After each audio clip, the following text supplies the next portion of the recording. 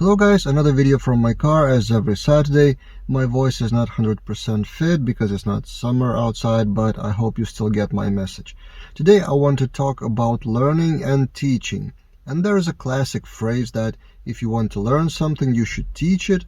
And today I want to prove it to you or give a few examples of things in development world. So I've been following people who are speakers at Laracon Online, which ended up recently, and I've been following their tweets while preparing for that.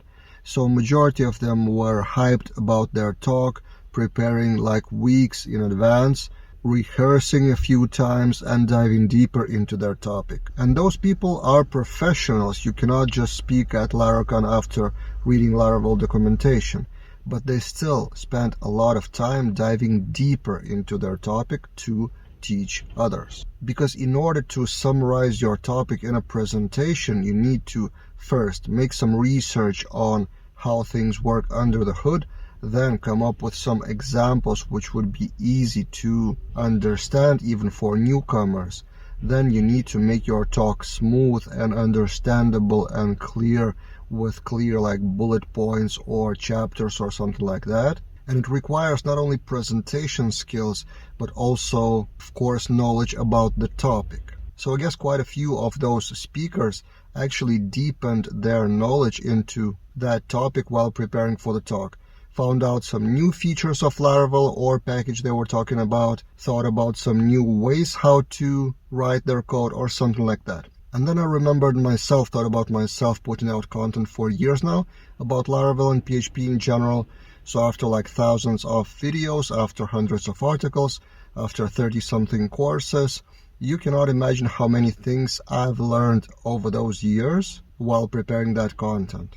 So it seems for some people that I'm a professional Laravel developer and I can shoot a video in 5 minutes, then edit that in another like 10 minutes and then publish on YouTube. The actual process is not like the video you're watching right now. So now I'm sitting in my car just sharing my thoughts without any rehearsal or something like that. But to prepare Laravel content, I have to usually dig deeper into the exact feature of that Laravel. And often I check not only Laravel documentation, but Laravel API documentation, or click around the framework inside of that and find new features or find new parameters, for example, for some methods. Also find the changes over the years in the framework or the packages, because maybe some articles are written in like 2020, which is already 2 years ago, and since then Laravel changed its behavior. Also, there are always new tools appearing on the market like Livewire, Inertia, and stuff around that. So there's always something to learn.